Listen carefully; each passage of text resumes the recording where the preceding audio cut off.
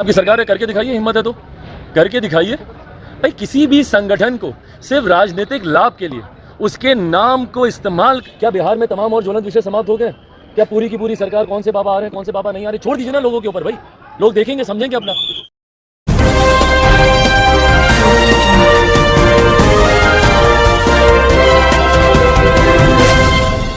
समझ में नहीं आता कि सरकार को बिहार की ज्वलंत समस्याएं दिखती हैं कि नहीं दिखती हैं, या ये लोग देखना नहीं चाहते। बार बार लोगों की आस्था, लोगों के विश्वास का मजाक उड़ाना और उस पर बयानबाजी करना। भाई हम हर बार कह चुके हैं कि व्यक्तिगत आस्था के विषय हैं ये।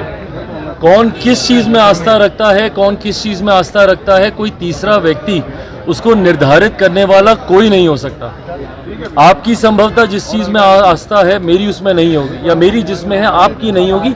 ये व्यक्तिगत विश्वास का विषय है। भाई कई लोग हैं जो बाबा पे विश्वास करते हैं, कई लोग हैं जो बाबाओं पे विश्वास नहीं करते, वो छोड़ दीजिए ना उनके ऊपर।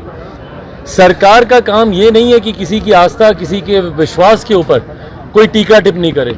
सरकार का काम है कि लोगों को उनकी ज़रूरतें मुहैया कराए, उनको सुविधाएं दे। क्या बिहार में तमाम और ज्वलंत विषय समाप्त हो गए? क्या पूरी की पूरी सरकार, कौन से बाबा आ रहे हैं, कौन से बाबा नहीं आ रहे, छोड़ दीजिए ना लोगों के ऊपर। भाई लोग देखेंगे, समझेंगे अपना। कोई आएगा, मिलेंगे, नहीं आएगा, नहीं मिलेंगे, ये लोगों के ऊपर है। पर जब सरकार जब इसमें हस्तक्षेप करने लगती है तो ये दर्शाता है, पूर्णतः ये दर्शाता है कि सरकार ज्वलंत विषयों से ध्यान भटकाने के लिए इस तरीके की बयानबाजी कर रही है, जो सरासर गलत है। चिराग जी, पटना हाई कोर्ट ने कास्ट बेस्ड सर्वे पर स्टे लगा दिया है। इसको लेकर बिहार सरकार ने रिट पिटीशन डाला है कि जल्दी सुनवाई हो। भाई हम लोग शुरू से कहते आ रहे हैं कि जातीय जनगणना का हम लोग समर्थन करते हैं, और ऐसे दल जो इसका समर्थन करते हैं, क्यों नहीं सर्वदलीय बैठक बुलाई गई?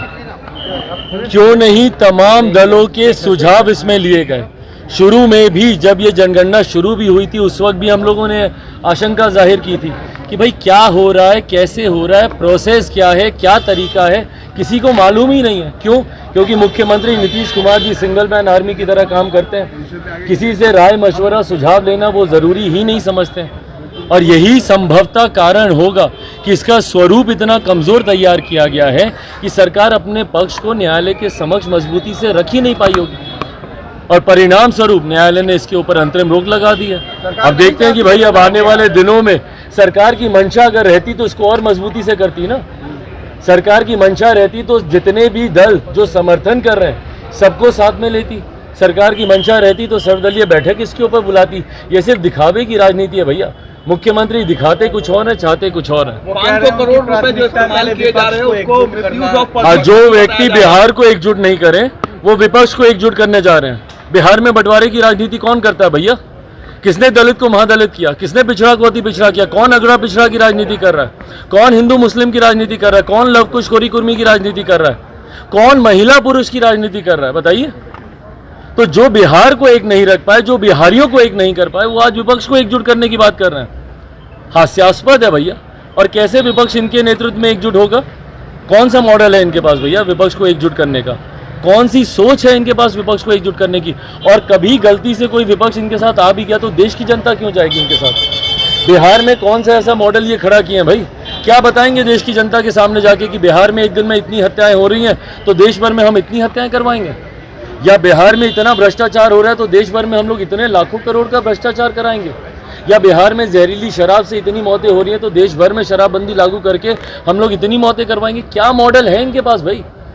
जिनके प्रदेश में पुल हवा से गिर जाते हों, जिनके प्रदेश में चूहे कुतर जाते हों, उस प्रदेश का कौन सा मॉडल मुख्यमंत्री जी लेकर जाएंगे जहां पे हर जात पात धर्म मजहब के लोग आज की तारीख में सड़क पे हैं और हर समस्या का समाधान जिनके पास लाठी हो?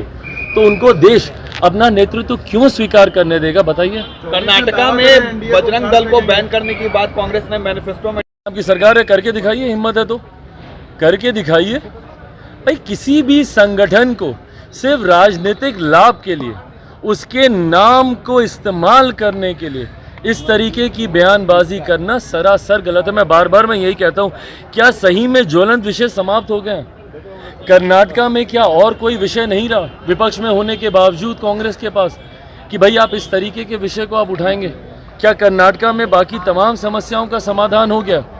और आज आपको कर्नाटका सुनाई दिया तो तुरंत यहाँ पे विपक्ष के लोग शुरू हो गए कि भाई बिहार में भी। घटना बताइए ना, किस आधार पर आप ये करना चाहते हैं, क्यों करना चाहते हैं भैया? क्योंकि एक राजनीतिक लाभ लेने का प्रयास एक विपक्ष का घटक दल कर्नाटका में कर रहा है, तो इसीलिए बाकी के भी जो विपक्ष के दल हैं वो बहती गंगा में हाथ धोना चाहते हैं। इसीलिए भैया बिहार में भी इसको बैन कर दिया जाए। कुछ आधार है किसी चीज़ को बैन करने का, या आए गए कल को जो आपका मन करेगा आप करेंगे? तानाशाही की सरकार चला रहे हैं या लोकतंत्र की सरकार चला रहे हैं?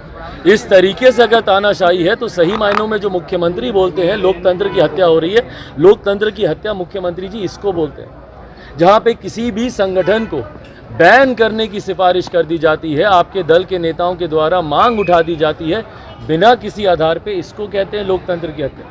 लोकतंत्र की हत्या 2017 में आपने की थी, जब जनादेश का अपमान करके आपने दूसरी वैकल्पिक सरकार बना ली थी, और 2015 के जनादेश का अपमान किया था।